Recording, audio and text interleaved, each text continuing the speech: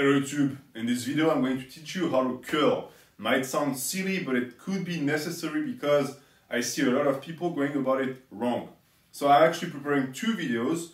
The first one will be with the easy bar curl and the second will be with dumbbells. And you'll see that the two are very different. Even though the curl is a low technically rated movement, it's very easy to pick up, you can still mess it up. Keep in mind that when you do a curl, you're trying to isolate the bicep. You're not going to be fully able to do so because true isolation doesn't exist. Other muscles are going to be involved. It is your job to reduce the involvement of those muscles as much as possible. Keep in mind that with a movement like a curl, you really want to make sure that you're not turning it into a compound movement.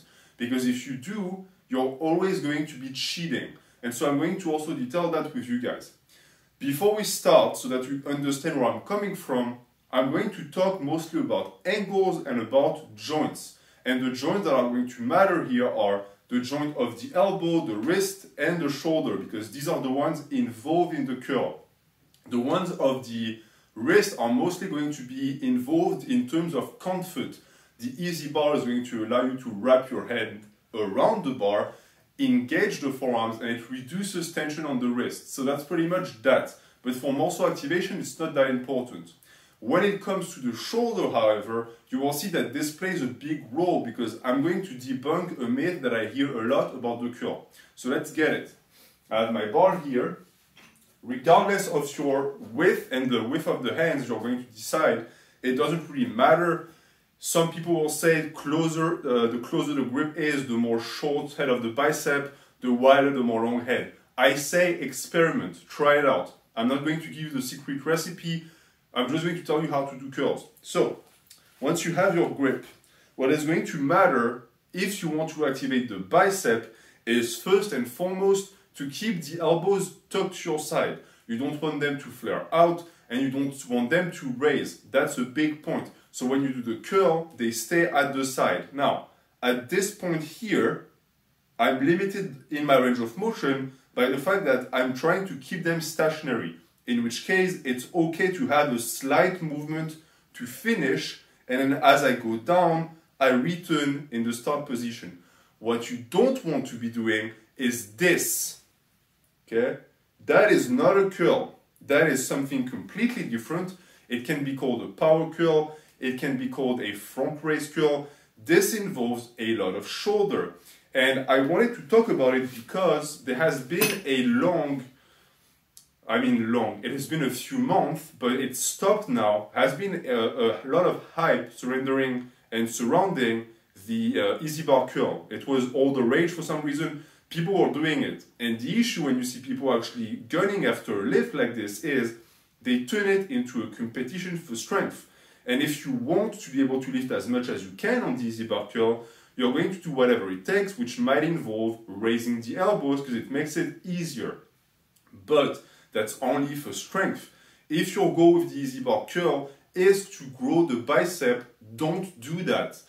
Don't think that just because you lift more is going to automatically equate to bigger arms. It's not going to work like this because the work that you're doing, the ability of your body to lift all of that extra weight comes from a different source. So again, as you grab your bar, you make sure always that in this position here, the elbows stay pinned, and what raises is the arm. It's not the shoulder, it's the upper arm.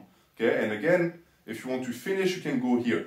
You'll hear a lot of people say that the shoulder flexion aspect of the curl is what involves the bicep. Yes, to an extent, but the issue is that the people who use this type of arguments misinterpret the data. They don't get it. What it truly means is that there is going to be an amount of shoulder flexion in the curl regardless. Because as I explained, if you refuse to move the shoulder and you go here, you're limited here. My shoulder didn't move. If I want to finish, I can do this. But that's it. That small motion at the top, you can get it if you want to. Do not allow yourself to do more than that. Because you're going to be very disappointed. Because you might start strict and then you're going to start cheating a little bit and the elbows are going to raise more and more and more and more and more and more until you're here. okay? This is much easier. It's much easier to curl like this. And keep in mind also that when you do that, most people who bring the elbows here, when they bring it down, they bring the elbows down with it. And what does that do? That involves all the joints of the upper body, pretty much. So you're doing a 4-compound movement as compared to an isolation movement. See the difference here between this and something where I'm fully strict here? You really want to stay strict because it means that any weight you add on that bar is going to be extra muscle mass. So keep that in mind. And there are really 2 levels of cheating when it comes to the easy bar. There is this, the raising of the elbows, and there is the jump. So the jump is going to be, you're going to hip hinge at the bottom and jump with it. And you're pretty much doing a clean. It's a supinated clean. And if you want to learn more about that, you go into the tutorial playlist. I actually have a video comparing cheat curls with dumbbells and easy bars. And I explain why it's better with dumbbells. Because it makes the action of cheating harder in a sense. And the issue too is that I see so many people who either do the cheating style with the elbow or they do the cheating style where they don't realize it. They do strict, but when they come down, they do this and up. That's cheating. That's not your biceps working. That's the hips, right? It does nothing for the bicep. Maybe you get the negative, but you should really be getting the positive and the negative on these if you do them strict. So that's that for the clarification. Because again, anytime people compete on a lift, they bastardize it, they find any way possible to work around it. And the worst part is that they have the guts to call that a strict curl competition. It's not a strict curl competition at all. It's a cheat curl competition the second the elbows leave the sides. And that also goes for people who put their back against the wall.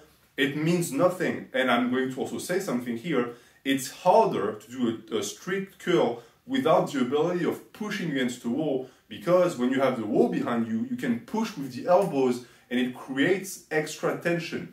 Therefore, a proper strict curl is standing up with nothing behind you, no flexion at the hip, and no raising of the elbows. So that's that. Now, in terms of angles, I just said something that should have made something tick in your head. Because if you look at the point where the elbow is going to sit here, all right, it's close to me, and I go here. Okay, 4 range of motion here if you want to squeeze. Okay, when I go down, you notice that I stop here. I'm not here. Okay, I'm not fully, my arm is not fully extended. Why? I want to keep a flex. This is my striking range. Okay, this is what you want. You don't want to overextend. You don't want to use the tendon and the elasticity of the tendon. You want to stay here. This is the proper range of motion of a strict curl. You can add the extra portion at the top if you want. That's it. And this is 45 degrees. The arm is at 45 degrees. Now, let's see what it means on a preacher curl. Because a lot of people don't get it.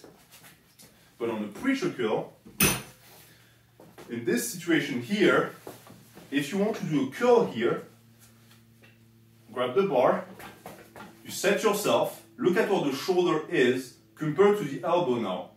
The elbow is much further. What does it mean? It means that as I go down here, this is 45 degrees. Don't go lower than that. Look at the angle of the shoulder and the arm. That's what matters. And you go up. This, in the preacher, is your striking range. And you know why you don't want to go lower? Because if you go lower, you're going to over-involve the tendon of the bicep. And most people who go lower, they do this. They go with the bar. Look at the shoulder. The shoulder is going with the bar. So there is no modification here. It's again cheating. Be strict, restrict the range of motion. And I'm going to finish with this. If you don't have a preacher curl, you can actually be your own preacher curl. In which case I actually recommend a narrower grip. And what you can do is, you can actually raise the elbows this time, set them close to your chest, and go here. And again, 45 degrees, up, 45 degrees, up. This is how you train your biceps safely. This is how you get gains. Don't let people talk you into the 4 range of motion nonsense. It's only going to create tendonitis. It's not going to help your gains. So stay within that range. Always keep in mind the elbow and the shoulder, their position, the rigidity and the relationship they have. If you're on a preacher, it changes. If you raise the elbows, it changes. And therefore, if you raise the elbow as you curl and then you lower it, you're actually doing most of the range of motion without using the bicep. So never do that if you want growth. Thank you for watching. Have a good day.